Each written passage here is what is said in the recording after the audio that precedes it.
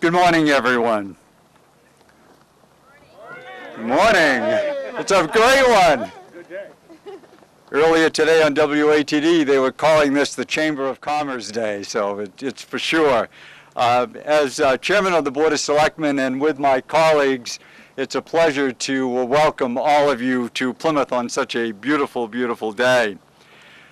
As the late great son of Plymouth used to say to visitors, and this was the Reverend Peter Gomes, he would also often say to visitors in greeting them at official functions, especially if they were from up the road, that the old colony welcomes the new colony. And today, for all of you from the new colony, welcome to Plymouth. We are especially pleased to have His Excellency Governor Deval Patrick here today. As the governor enters his last 6 months in office, I think it's a very appropriate time to begin to say thank you to the governor for everything that he's done. In his 2 terms in office, he has been so responsive to the town of Plymouth. And on behalf of the residents of Plymouth and the Board of Selectmen, we salute him and thank him for his service to the Commonwealth.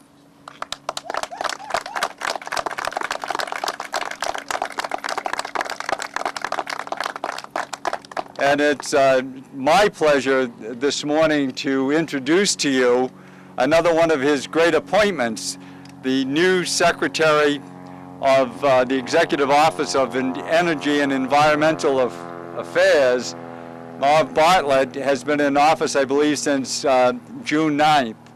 She has an impressive resume, both within the government circle and the environmental circles, and we appreciate her being here today and emceeing this event. I present to you the Secretary. Secretary Bartlett.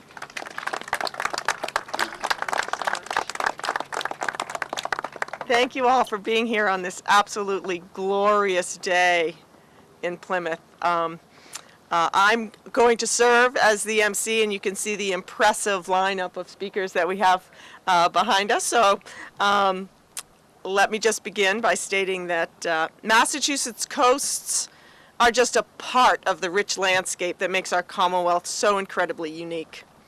Our history in Massachusetts is defined by mariners, fishermen, seafarers, whalers, and a host of people who have made their livings from the sea.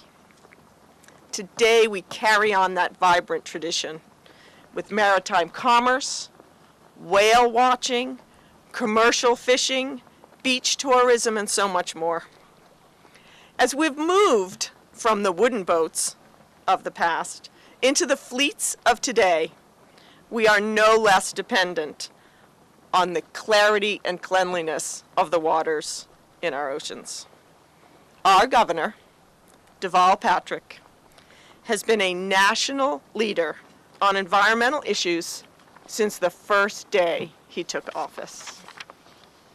Under his leadership, we have taken action on land conservation, climate change, ecological restoration, the creation of parks across the Commonwealth, and our latest initiative on climate preparedness for the future. Millions of dollars have gone into water protection and projects thanks to his commitment to preserving our natural resources. It is my very great honor to now introduce Governor Deval Patrick.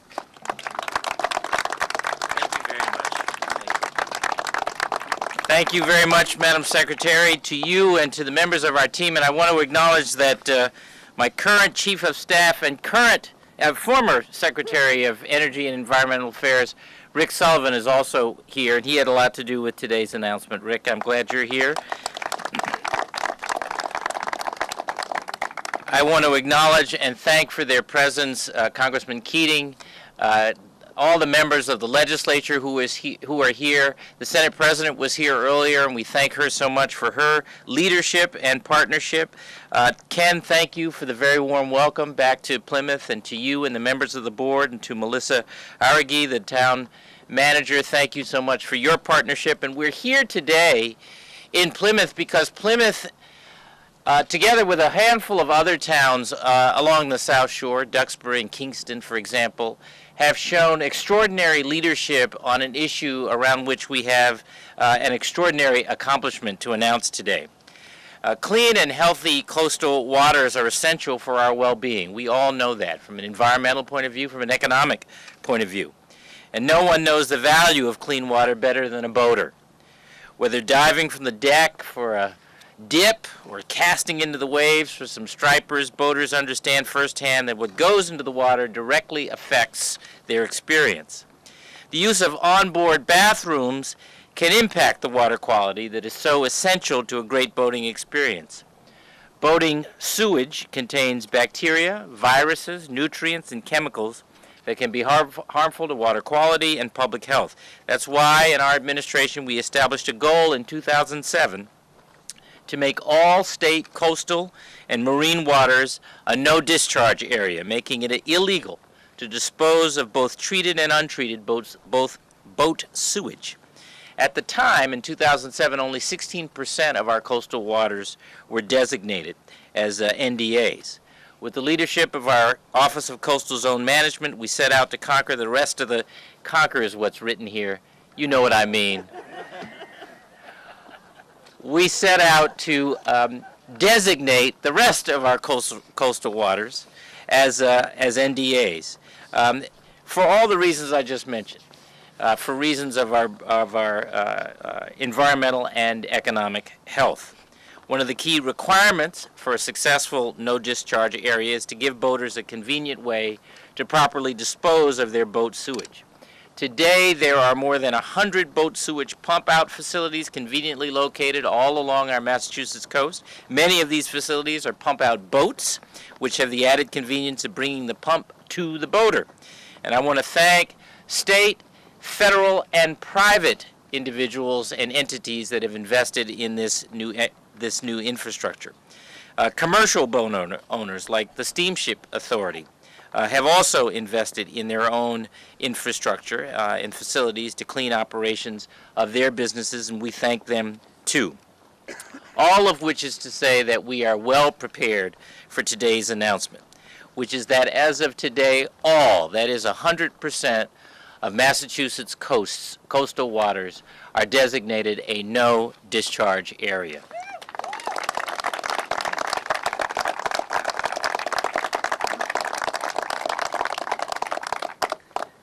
An awful lot of people contributed to today's milestone. I've mentioned many of them. I want to again acknowledge former Secretary and current Chief of Staff Rick Sullivan and all of his team, Secretary Bartlett's team at Energy and Environmental Affairs, the advocacy of boaters and environmentalists and town leadership, starting with Plymouth, but also other towns along the South Shore, and the extraordinary partnership we've had with the EPA.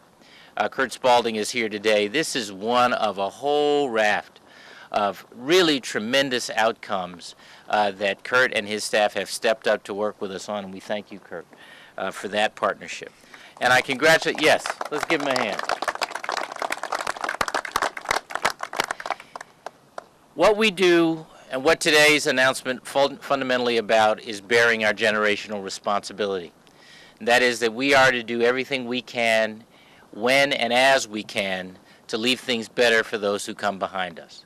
I'm confident that's what today's announcement is about. That is what we have done, and I thank all of those who had such a meaningful role over many, many years in getting us to today. Thank you very much.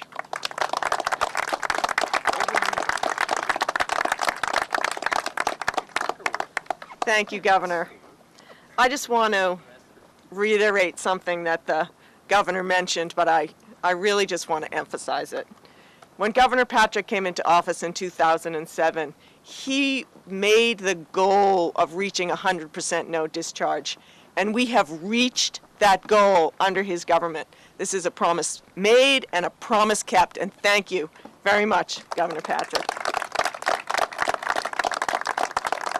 But as the Governor also mentioned, we are very, very fortunate to have such strong partners in the federal government, especially in our good friend, EPA Regional Administrator Kurt Spaulding. The U.S. Environmental Protection Agency is the agency that is responsible for designating the no discharge areas, and the EPA has been a wonderful partner. Along with our Coastal Zone Management Office, I want to recognize Bruce Carlisle and Brad Washburn, who are there from that shop, and the local communities, all of the good people from, thank you.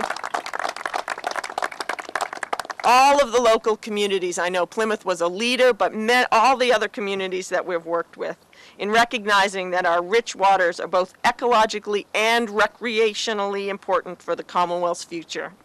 This no discharge area could not work and could not have been achieved without Kurt's hard work. And I'd like to welcome Kurt to the podium.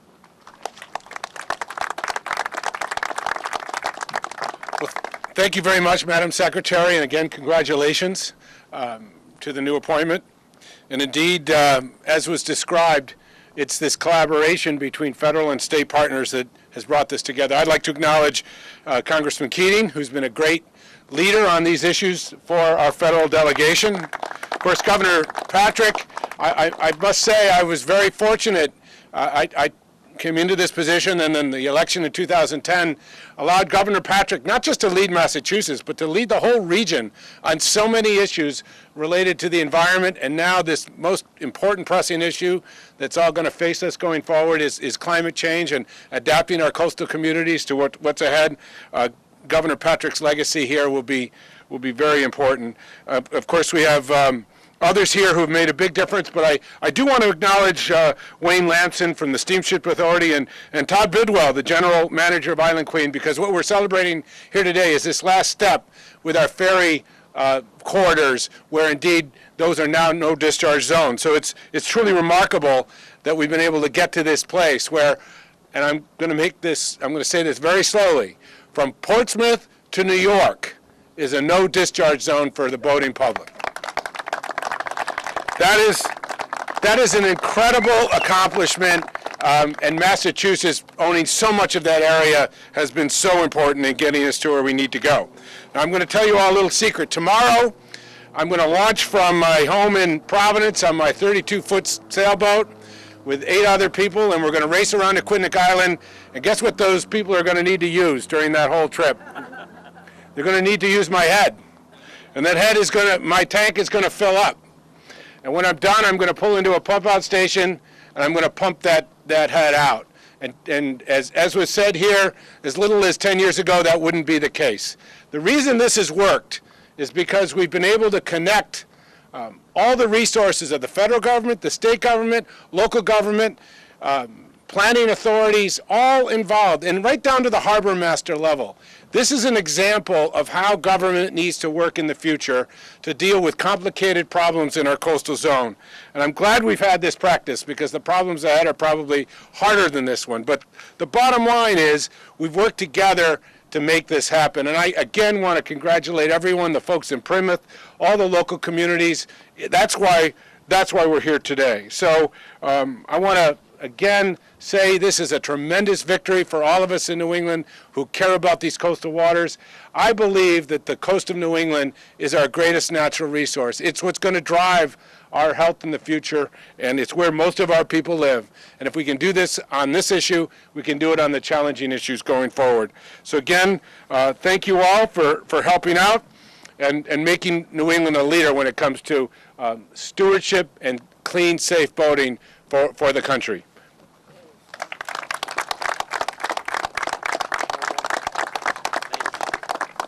Thank you, Kurt, so much. It's now a great privilege of mine to introduce one of our strongest advocates on the national level, Congressman Bill Keating.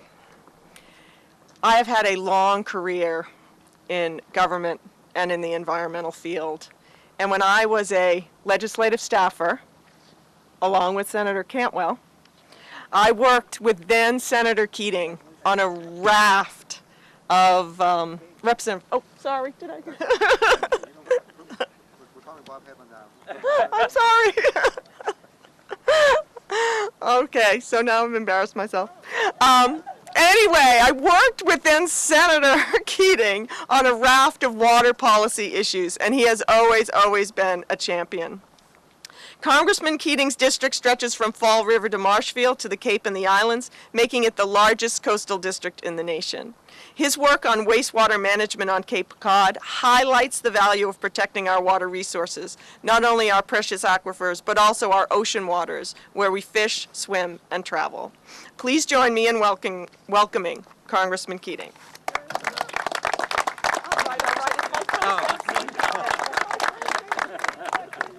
Thank you, Madam Secretary. And I think we're all very pleased today to know that Kurt Spalding's passengers tomorrow can have such peace of mind and such relief as they venture out into enjoying our coastal waters. Unfortunately, my remarks won't be quite as graphic as that, but I hope it's clear. We're here today celebrating a seamless coordination of government working together at all levels. At the local level with the officials that are here, at the state level, led by the governor and an extraordinary legislative delegation, and the federal government working together to make sure that not just our environment is protected, but this is much more important than just an environmental issue. This is a public health issue. In our region here, every summer, there'll be about 15,000 resident vessels that are here in the waters, and an estimate of 800 visiting vessels just coming in and out in the summer season alone. That presents an important health risk for all of us, because the microorganisms, even on treated sewage, result in viruses and bacteria and diseases like hepatitis and gastroenteritis. So these things present an important health issue to us. It's also a very important economic issue. That kind of sewerage also affects our shellfish beds and one of our most important industries that we have throughout our marine industry allocation, and it also will affect, at times, closing of beaches. And it will affect closings of beaches and the purity of the water that will hurt our recreation, which is our #1 economic activity in our area and supports so much of the quality of life in our area. So on so many levels is this important. It's also an important thing to recognize that government has a role doing the things that the private side can't do by itself. And for those that argue that that is not a good alternative, look at what we've done over the last 6 years with all of us working together as a team. Lastly, I want to say this because you can't emphasize it enough. This saves money. And I don't think we say it enough when we have these areas of success that we're experiencing today. If we didn't take the measures that we have in place today and we're celebrating today, we would not be able in the future maybe to mitigate some of the effects that I talked about. And even so, if they could be mitigated, they would be so much more costly to deal with. One only has to look at the costs of the MWRA and what happened there to realize how much money is being saved by what we're doing here today.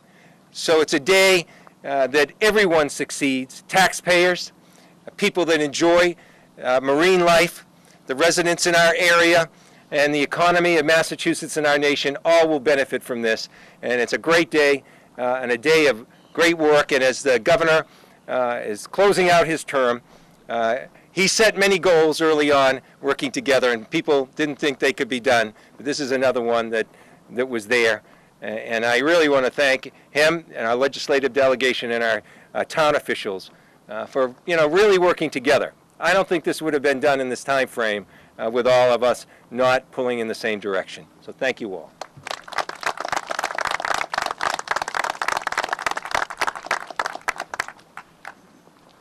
All right, I just want everyone to know this is my first emceeing gig here, so, and maybe they'll never ask me to do it again, Governor. Thank you, Congressman Keating.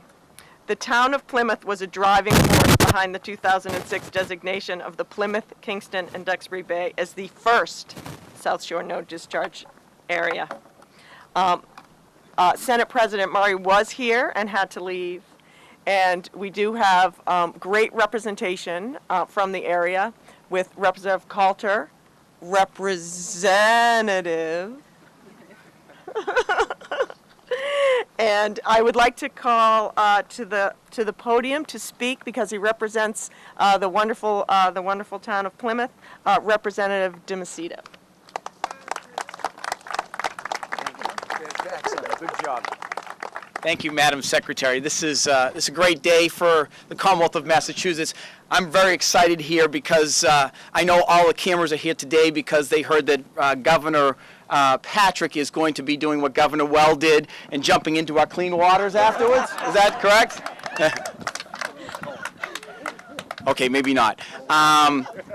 But we do Governor Patrick, thank you for coming to America's hometown and celebrating this important milestone. I think we can all look at that graph right there and see that early on, and I can't believe it's been 8 years since we held that press conference.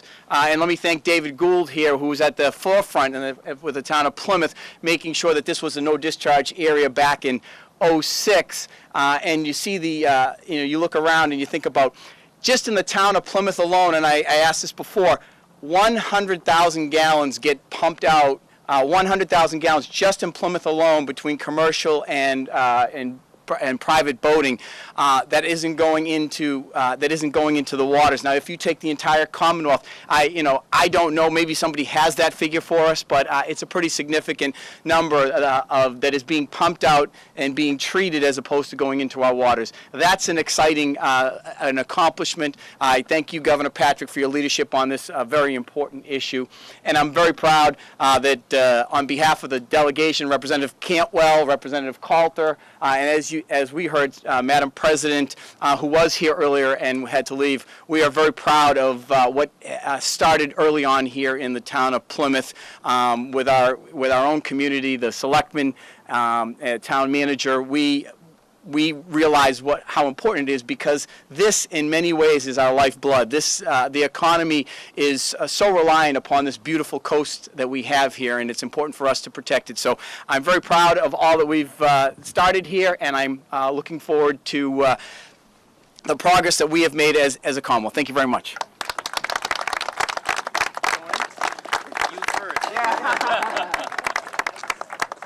Thank you very much, everyone. That concludes the program for today. Thank you.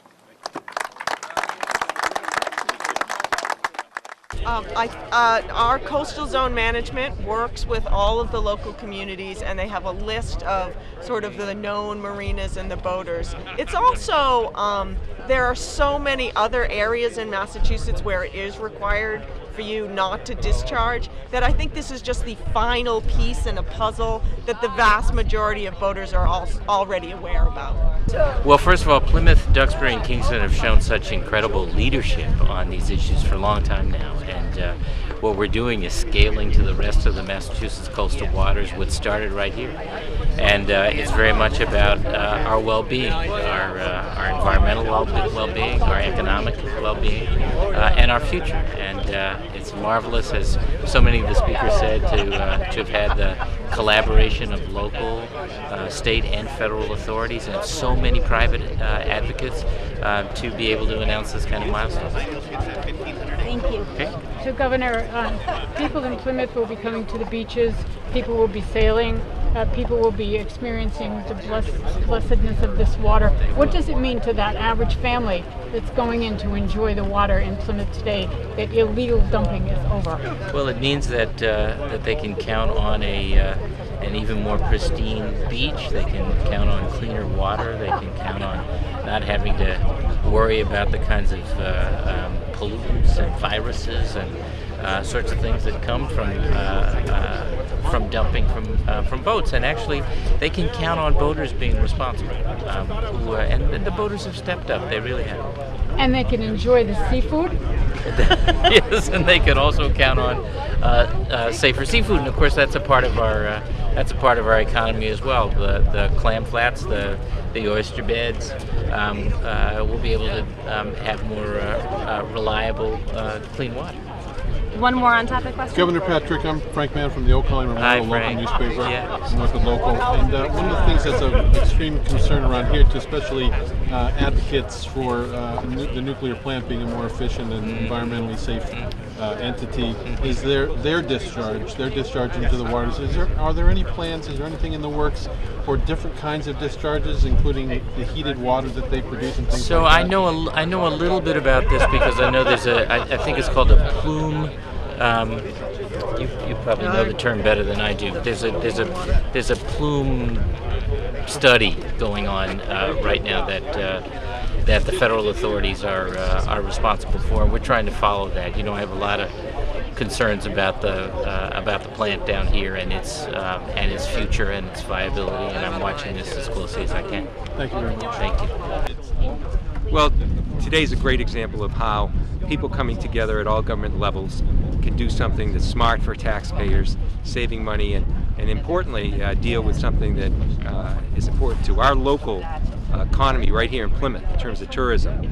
And in terms of the marine industries that are here, making sure the shellfish beds and other things aren't contaminated, making sure people aren't, from a public health standpoint, endangering themselves because of the microcosms that come from discharge, which can lead to hepatitis and to gastroenteritis. So all this, whether it's a public health issue, an economic issue, or environmental issue, came together today. It really set an example across the country.